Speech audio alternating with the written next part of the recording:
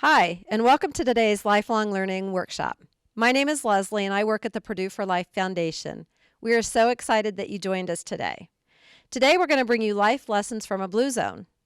Joining me today is Naomi Bechtold, who traveled to Ikaria, Greece, to study why residents of certain areas of the world live longer, healthier, and happier lives. The Purdue for Life Foundation was established in 2020 by uniting the Purdue Alumni Association and the University Development Office. We help people who love Purdue stay connected, get involved, and give back. We engage alumni, friends, and fans through a variety of programs and events, including alumni clubs, affinity networks, travel, and volunteer opportunities, student programs, and lifelong learning programs. Please take a moment to enjoy this short video that shares more about our work here at the Foundation.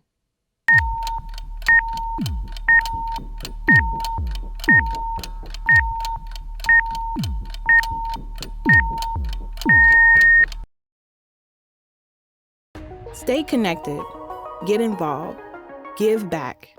We help people who love Purdue do just that.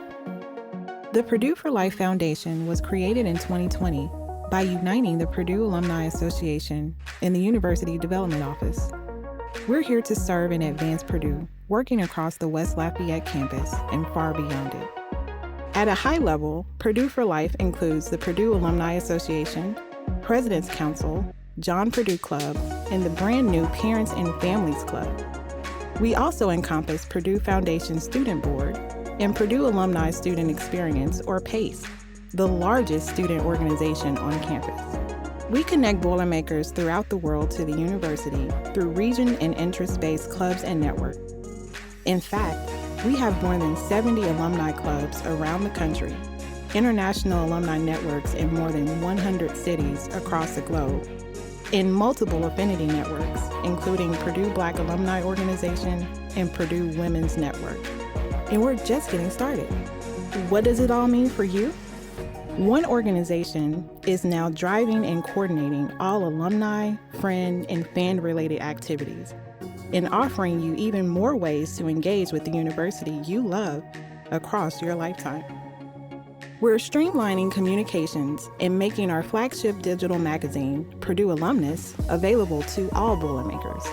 We're offering a wealth of new and expanded opportunities for you to stay connected and get involved through alumni living and through lifelong learning, volunteerism, travel, and recent graduate programs. And you don't want to miss our signature events. There are countless opportunities for those who love Purdue to make an impact through giving their time, talent, and treasure. And what an impact you made during the fiscal year that just ended. The collective generosity of our Purdue family reached an all-time high. Talk about a giant leap. You are powering Purdue. Thanks to you, Purdue continues to strengthen its reputation in teaching and research while remaining affordable and accessible to brilliant young minds. And because of you, Purdue is stronger than ever. Together, through small steps and giant leaps, we can grant even more opportunities for future Boilermakers as we ensure Purdue grows ever stronger. It's our privilege at Purdue for Life and our persistent pursuit to help people who love Purdue stay connected, get involved, and give back. On behalf of our team, thank you and Boiler Up.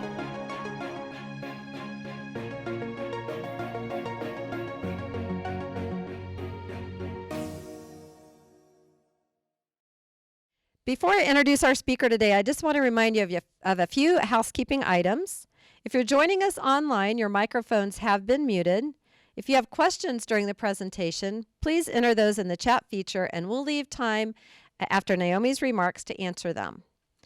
We'll also be recording today's session. It will be available on the Purdue for Life Foundation website within the coming weeks. With that, let's meet our guest today. Naomi Bechtold is the Purdue Extension Specialist in the area of Financial Resource Management. In her Extension Specialist role, she provides the link between land-grant university research and Indiana residents by creating innovative learning opportunities. In March of 2017, Naomi and a group of 14 Purdue Extension educators, specialists, and School of Nursing students traveled to Ikaria, Greece, to study the phenomenon known as the blue zones.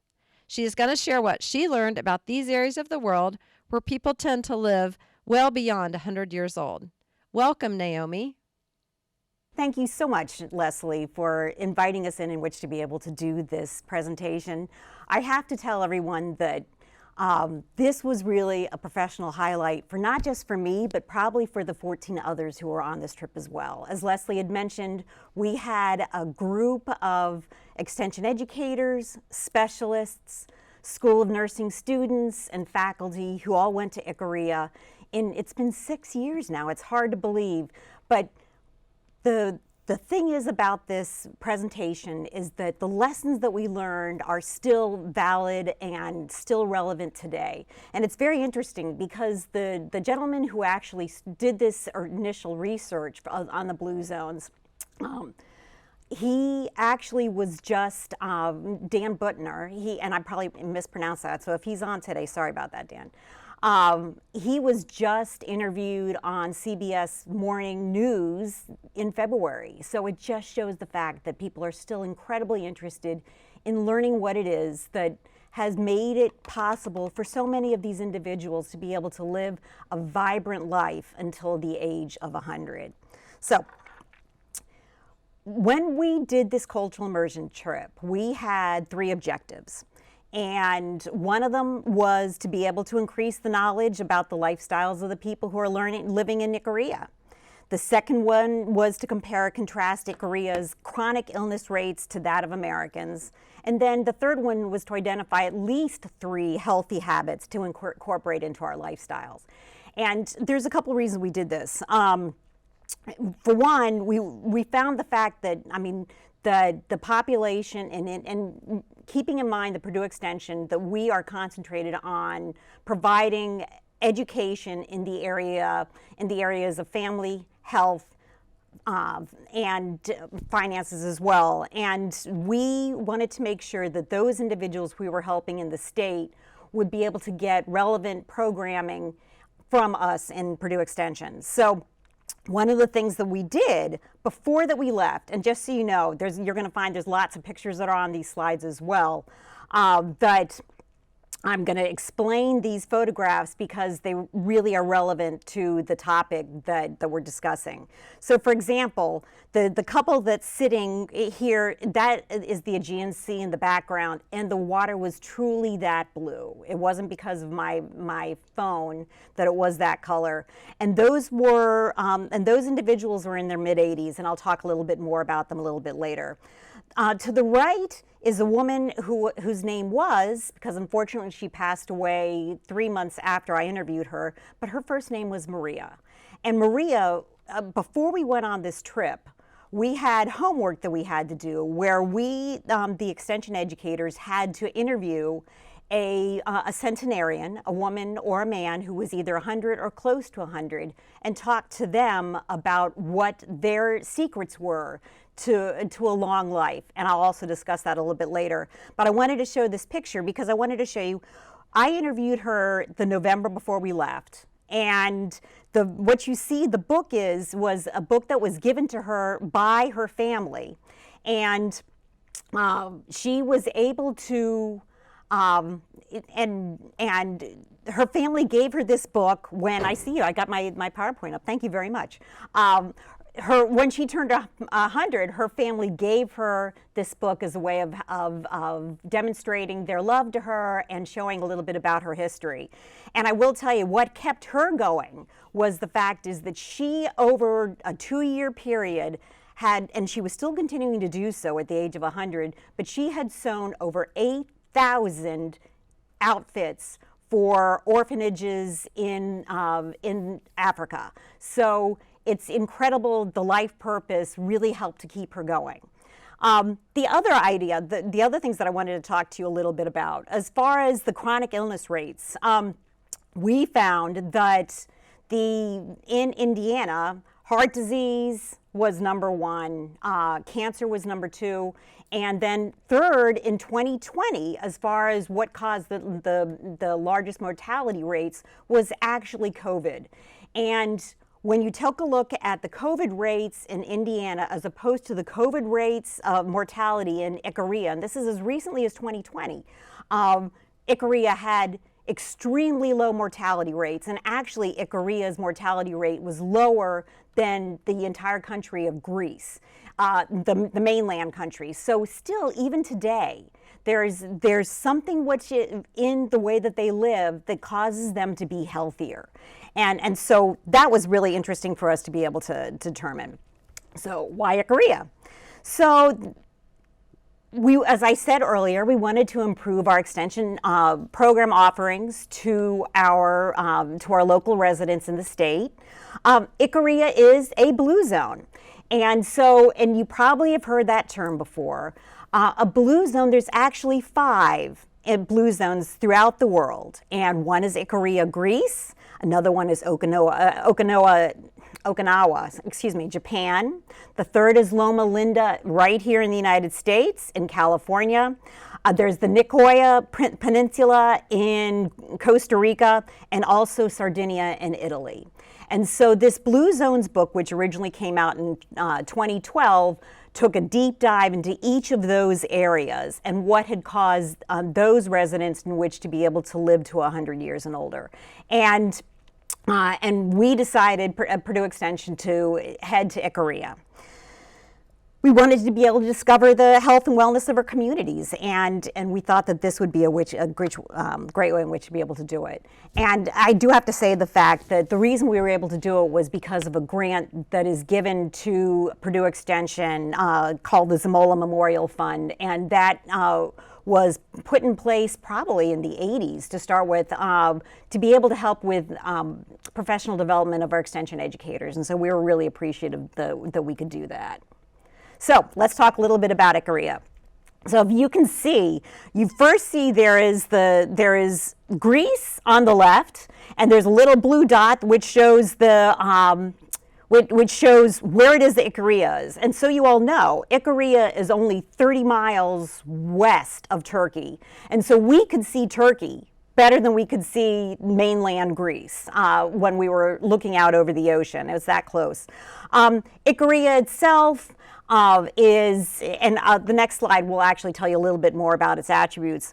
But I want you to see the fact, I don't know if you can tell, but the island is really mountainous. And so we flew in on the northeastern part of the island, and then we had to take an hour-and-a-half trip by van to Nas, which is more on the northwest part of the island. And it was very hilly, it was very curvy, and it was just, and there were some of our guests on the van who did not take it very well. But this is just the way that what the region is. So Nas, as you can see on the border, on the top left corner of the Icarian island, that actually is, and I don't know if you all can see this. Can you see can you all see? Yes? Okay, great. Now I can finally. So this is where we were. And as I said, we had to travel from around in here from the airport over to Nas. And another thing, as far as this airport goes, it has the smallest runway I have ever seen, and thank goodness we didn't see it until we landed. And we got off the plane and went, oh my God, I can't believe that we just landed there. But they do it all the time. A lot of people also will take a ferry from Athens over to Ikaria, but the ferries are very unreliable, and so it was just much easier for us to be able to take the plane. So, physical attributes of Ikaria that promote longevity. And this is important because it does make a difference.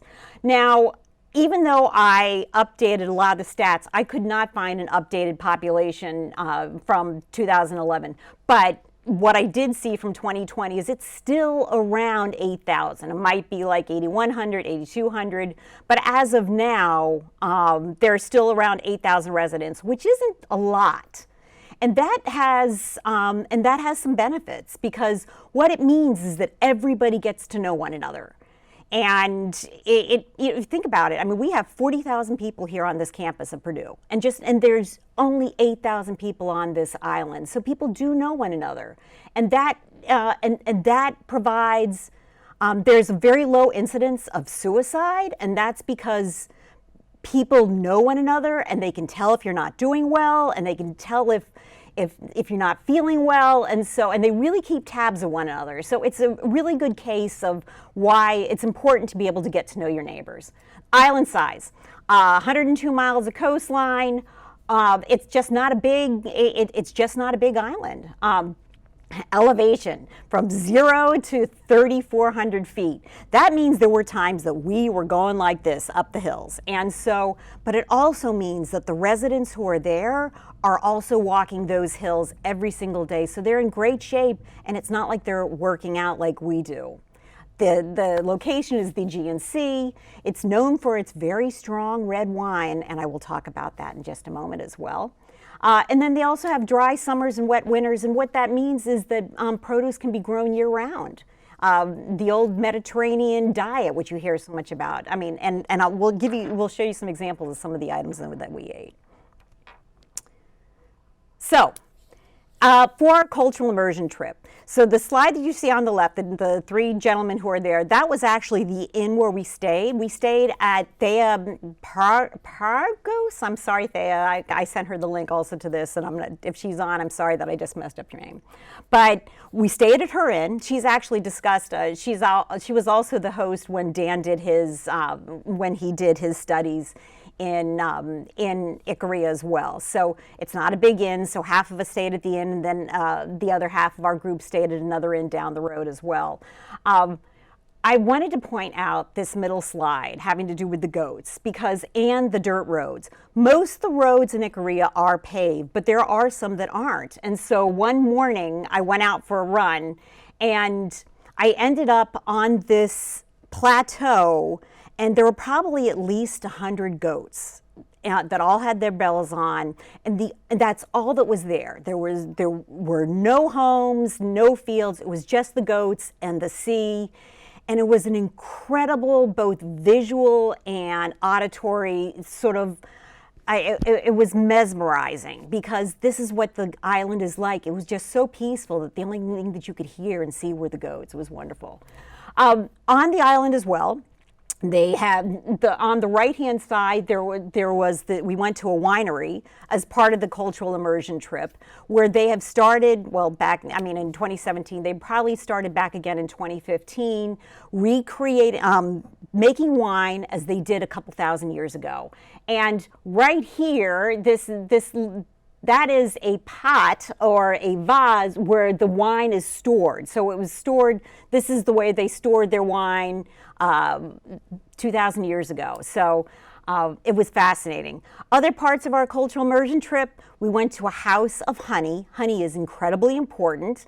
An interesting thing about honey, the bees on Ikaria, they actually can get sap from pine trees. So some of us brought back honey that was half wildflower, half pine tree, very thick, very dark. We really felt it was liquid gold. We went to organic stores, or they don't call them organic because that's just that they don't use pesticides.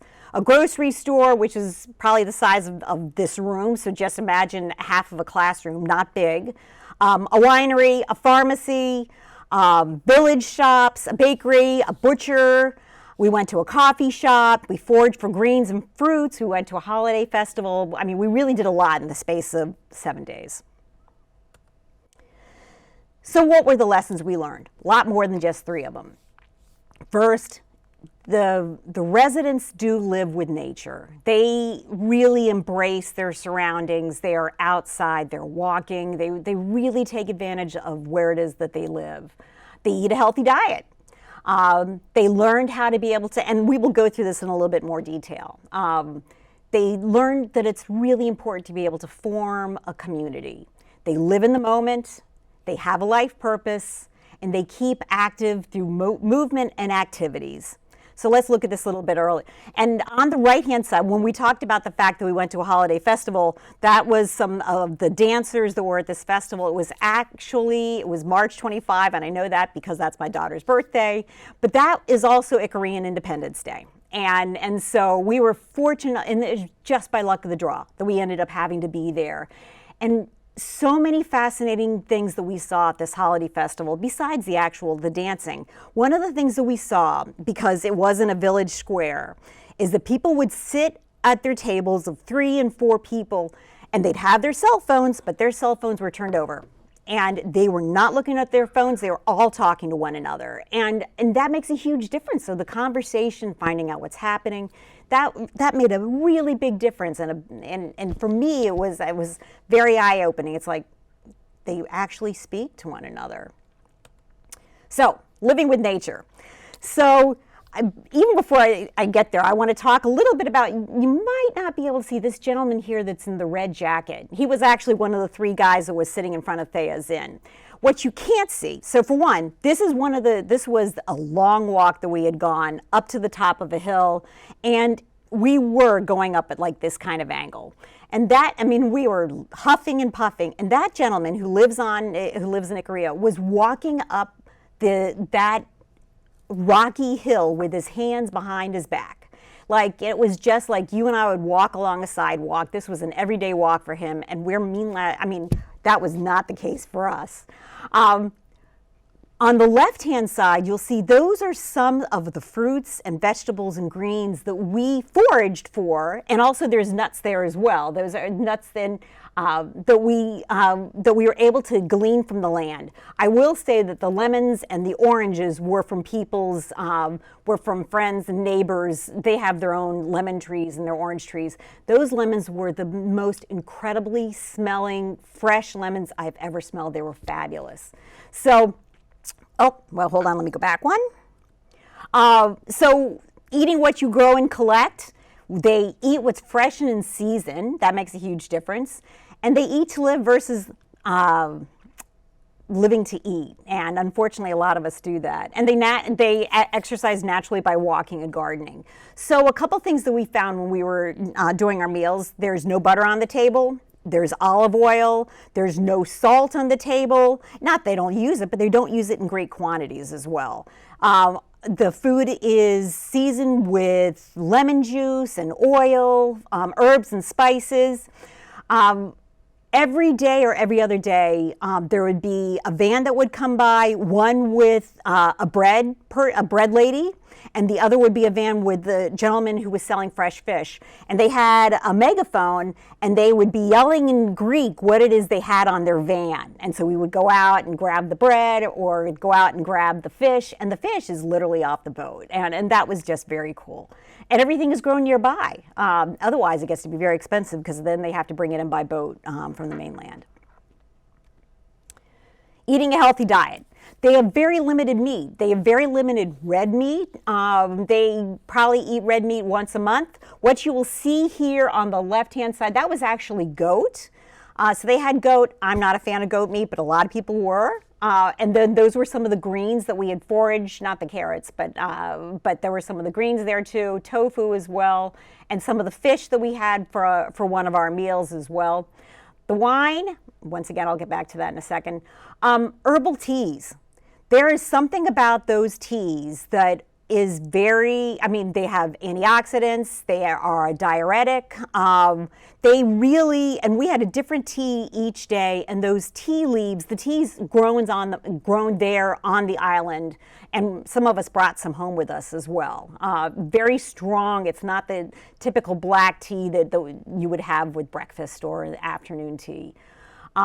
Fruits and vegetables, fish and seafood, beans and legumes. Very important, very large part of their diet. Olive oil, there were olive oil trees everywhere, and the herbal teas as well.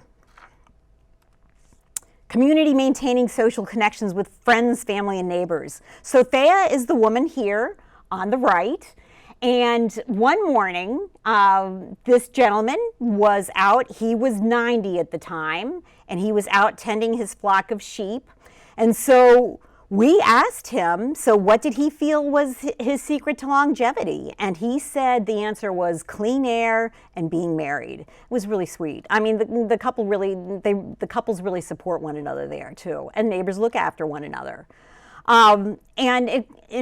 the pharmacist, when we went to the pharmacy, it was the pharmacist who mentioned the fact that one of the reasons why there's such a low suicide rate there is because people really do look after one another. One of the things that Thea had said is, here in the States, we always have to text or we have to call before we can go over to somebody's house, make sure that somebody's there, and people just show up in Ikaria. They just show up at your door, hey, how's it going? Can I come in? And they do. And so it's a much more informal type of atmosphere. And that really means that people are always looking over you, which is wonderful. It is definitely an open door policy. And they really do care for one another. Living in the moment. Slowing down and relaxing, enjoying what you're doing now, and trying to avoid stress. They're all really good at that. Thing about Ikaria, those of us who went, and speaking for myself, type A personality, it's like, okay, we've got 9 o'clock, we're going to get going. In Ikaria, it's like they sleep late, they take naps in the afternoon. Everything is much more low key, and it's not done on a punctual clock. And so they do, so you don't have that kind of stress level that we do ourselves, because everything is like, oh, come on, come around noon, come around 6, as opposed to you need to be here at this time. We have a meeting at 10 a.m. The gentleman on the left is also the same guy who also helped us walk up and down those hills. The red wine. So the gentleman here on the right, that's the couple that you saw earlier. This is inside his home. When I talk about the fact that the people don't make plans, they just show up. 15 of us showed up at this house. This was Thea's, I don't know if aunt and uncle, and we happened to walk by and they said, well, why don't we go and see if so-and-so's home? And not only were they home, they let us in the house, and the next thing we know, they're serving us wine, they're serving us their cheese that they had created. You can see lemons and lime and oranges on the table as well. I don't know if you can tell, but the wine he is pouring is from a plastic container. So most residents on the island actually have, they have their own vineyard. It might be, think of your own personal vegetable garden, and there might be, if you're lucky, 3 rows of vines, maybe 20 feet long, and they make their own wine, their own red wine, and it is really strong. And so they serve it in these little itty bitty glasses here, and a lot of times we would end up adding water to it because it was really, really strong. But there's something about that wine. And the thing is about the way that they drink wine is that they're drinking it because it's just part of the meal, as opposed to I'm drinking it because I want to get drunk. It is just part of their diet, and they all enjoy it. So this gentleman was just so kind to be able to give us, food and drink out of their home without any kind of prior knowledge this was going to happen. It was really important. And those are 3 of my colleagues who went with us on the trip as well. And one of them was my roommate, and she's actually going back to Ikaria again. And so it just shows how magical this place is, that you just want to go back again and again. Having a life purpose. Taking care of your family, animals, crops, and land. They really do not retire in Ikaria because they still have things they've got to do. That's the gentleman who was talking with Ikaria. He's with his sheep. He was up, I think we were up at like 7 or so, and he was up tending to his flock. And this was another relative of Thea's. And she almost had a heart attack when she found he's in his mid-80s, and what you can see is he was in the process of climbing up on a lemon tree to get us some lemons. And he's in his mid-80s doing that. It was crazy. But anyway, they don't think about the fact that they're getting old because they still have things they have to do. They've got their herds, they've got their crops, they've got the people they want to meet for coffee. And so it's just they're thinking about the next day. They're not thinking about what am I going to do when I retire. It just doesn't, it's just not part of their language. And having a positive attitude, that makes a huge difference. They all were very kind. They were all very upbeat. They were all really happy to be there. So one of the evenings we had one of the doctors from the island come in and speak to us, and we asked him, obviously, what is it do you think that are the attributes that really help people live as long as they do? And he talked about how it is that people laugh a lot, comes back to that positive attitude. They dance a lot, and you can see on the right-hand side, the same festival that we went to, we had this dinner, and then there was dancing, and everybody did that. To fall in love, work hard, but not too much, stress less, and don't eat too much. And it comes back to to eating to live. And I mean, believe me, they love their sweets as much as we do, but it's just one part of what their diet is as well. And that is our crowd after we had gone up that hill overlooking the Aegean Sea on that same long walk before we headed back down to the gentleman's house who gave us the red wine. Then, finally, can we mimic Ikaria in Indiana? This was another centenarian one of my colleagues had interviewed, but we took all of the interviews and drilled it down to what it is that everybody who we had interviewed, sort of what their top advice was for living long, positive, and healthy lives. So I loved how it is that one of them said, don't be a turtle, be part of your community. Just because we retire doesn't mean the fact that we can't still be involved. And your community can be those who live nearby you. I mean, your community can be your church, your synagogue, it can be any of don't wait for people to come to you, you're gonna need to go out to them. Enjoy life to its fullest. Just don't give up. I mean, there's a lot of wonderful things that are happening out there.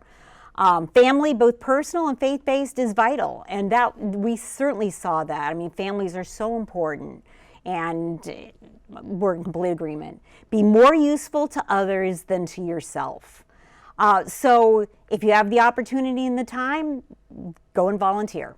And because I think many studies have shown the way to make yourself happier is by helping others be happy as well. Have a purpose in life, eat what you grow, engage with life, and remain physically active. And those are all the items that we saw when we were in Ikaria and throughout the blue zones. And there were some commonalities. I mean, the diets may have been different. How it is they kept themselves healthy might have been different, but they all sort of live these different types of attributes and these different suggestions all in similar ways. Then as far as, I'd be remiss if I didn't mention the fact that on the front end and then the back end of our trip, we actually spent a couple days in Athens, which I loved. I loved Athens. I loved the city. I loved its history. We spent time up on the Acropolis. It was absolutely incredible. So it's just, so when you make the trip over there, make sure that you spend time in Athens as well. It's also a lot easier, as I say, to fly than to take the ferry. So, having said that, are there any questions you may have? And I've also put a QR code in there in case people want to learn a little bit more about Purdue Extension and what it is that we do in the state of Indiana and the kinds of programs that we offer. You can just scan that QR code to learn more about us. So, Leslie. There are questions. Okay. Can you hear me okay, Ed? Yep. Okay. So here's a couple of questions for you. Do you have any stats or did you come back with any stats or statistics on their cancer rates? I do have those stats, but those are unfortunately because of the way we have got this set up. But if they want what I can do afterwards, because you're going to send out, are you going to send out the information to the people who participated today? We sure will, yes. So I'm sorry, it was because of technical difficulties that I can't read the stats that I've got on the slides, but we do have the statistics and we'll be happy to send those out to you afterwards. Very good. Another question, do you know what types of plants' leaves were used for the tea? Well, there were mint. Okay. Let's see, that I might be able to get to. It says, are they available in America, these plant and leaves? Oh, great question. So the answer is that you can get the Icarian honey because there are several of us who actually have, it's not cheap, just so you know. I mean, it was inexpensive there, but it's more expensive here, but it is liquid gold. And I wouldn't be surprised if I think that there were tea products from Ikaria that were also available. So Leslie, if you wouldn't mind writing that down, and I can get you the link to that website where it is they could purchase those items. Very good. Okay. Somebody wants to know when's a good time to go and when's a time not to go. Oh, excellent question. They do have a tourist season, but so you know, I don't believe, well, at least 6 years ago, that there was a fast food restaurant on the island. So if you're looking for McDonald's, you're not going to find it. It was a search for us to find a little shop where I could go and buy, not just me, where we could go and buy gifts to bring back. There just aren't those kinds of tourist shops on Ikaria that you'll find like on Athens as well. So we went there March, and that was, as I recall, right before their high tourist season, which is still not, there's still not a lot that's going on. But still, there are inns, there are hotels, not chain ones. You really have to sort of look to be able to find the inns, the properties. But summertime, before it gets to be too warm. And just a little tidbit too, even though it was mid-March, mid to late March when we were there, and mostly we were it was 60s, 70s. When you go to the top, to the Acropolis, it's really warm. And because you are on the top of a hill and there's no shade, so just keep that in mind when you do go, that it's going to be much warmer on the Acropolis than when you're on the island itself, or even just further down in Athens as well. So sort of like our spring, our fall is going to be their spring and fall, and that's the best time to go. Very good. What was your greatest takeaway from the trip? You know, thanks for that question. For me, it reconfirmed. So my mother unfortunately passed away about a year ago at the age of 93, but she lived a very vibrant 93 years, and a lot of it was because of those comments that had come back from the centenarians who we had interviewed, and also because of what we saw there. I mean, she lived a very full life. She had an amazing community. She was driving until she was 93. She ate to live as opposed to living to eat. She kept active. Her purpose in life was really, I mean, her family, her friends were so important to her. And I think that having that, she had a garden, and she was thinking about the next season that she was going to be planting her garden. And it's everything that we heard from the Icarians there that I saw in my mother, which was just to make sure that we're staying active, that we're staying social, that we're and having a life purpose. That was really the number one thing. I'll never get over seeing when I met with Maria, and she had yet another closet full of outfits that were getting ready to be sent over to this orphanage in Africa. And she would get up in the morning, she would sew, she'd have lunch, she'd take a nap, and that's big, and then she'd sew again for another couple hours, have dinner, sew again, and then go to bed. That was her purpose, and it gave her great satisfaction knowing the fact that she was doing that for kids that wouldn't have these outfits otherwise, and they were beautiful. So that was really my biggest takeaway. You'd have to ask my colleagues as to what theirs were as well, but I can just tell you the other thing is that, as I mentioned earlier, it really is sort of a magical place, and it is a wonderful place to go and to sit and to relax and then to walk those hills and to eat their food. Great. So you sort of touched on this with the sewing, but what kinds of jobs do these people have? Somebody wants to know. It says it doesn't sound like they're required to work set hours. The people on the island is what they're talking about.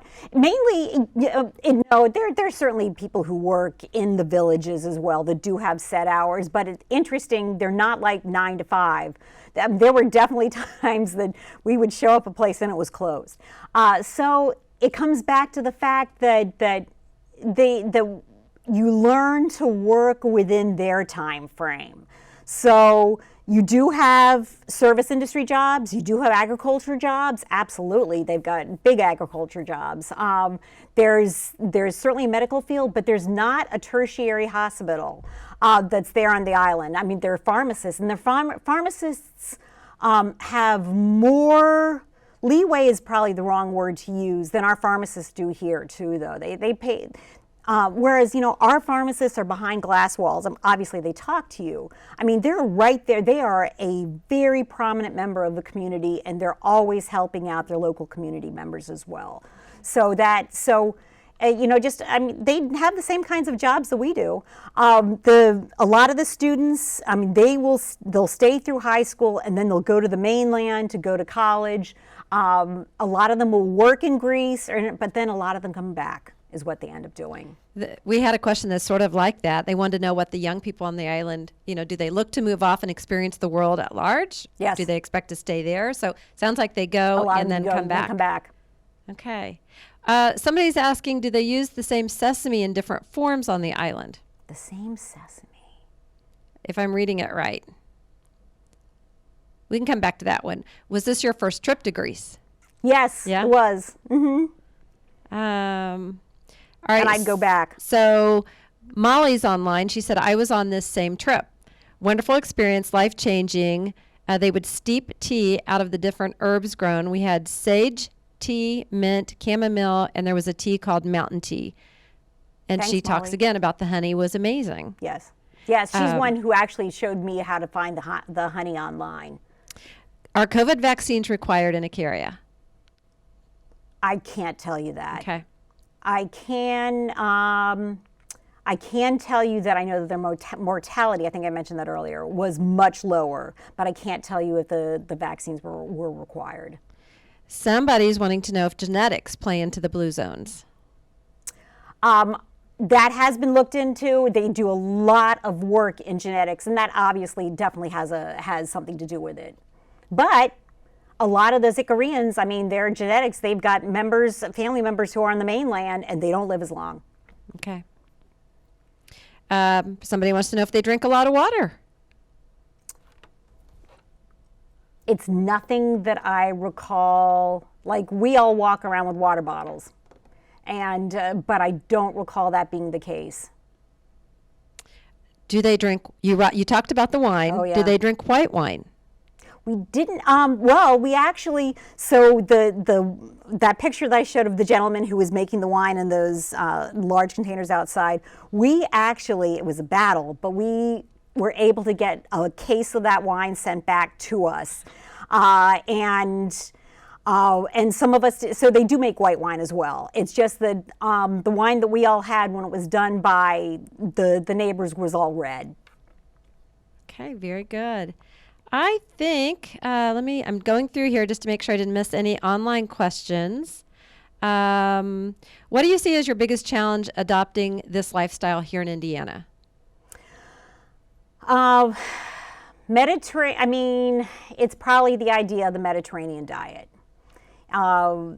Individuals, Hoosiers who have been here for generations have been brought, their diet is meat and potatoes. And so trying to change that is I don't want to say it's a battle, but it's something that we need to constantly remind people about. The fact is there's other ways in which to be able to not just live healthy, because yes, everybody wants to live healthy, but they want their food to taste good. And so much of it is we brought back some recipes from Ikaria and actually made them because we've done this presentation all over the state. And so sometimes we would actually make some of the recipes and bring it in for the people the participants to be able to try. And the food's really good. But you have to, it's like anything else. You've got to make it taste good, and then people are much more likely in which to be able to adopt it. That and exercise. So 2 more questions here, and they have to do with the food. Do they use processed cooking oils, and is the wine sold in the U.S.? It's not processed cooking oils, it's olive oil. And absolutely, the more that you can use olive oil, the better it's going to be for you, and the flavor. Just make sure you get a good quality olive oil. And Icarian wine, is that what they were asking? If that was, it doesn't specify, but I'm assuming. I'm sure it's Icarian wine. Probably not in the state of Indiana. you would have to look for it. But you can, I'm sure Indiana has some fairly strong regulations when it comes to importing wine or having the ability to have wine distributed here in the state. So you would need to check that out before you actually are able to purchase it yourself. Perfect. Naomi, obviously this was a hot topic. We had, this was one of our largest attended workshops. So thank you so much for sharing your trip with us. And we will send out links to everybody with some of the honey and the wine and all the other things that we've talked about. So thanks everyone for joining us. We look forward to seeing you next time. Bye-bye. Thank you very much. We really appreciate it.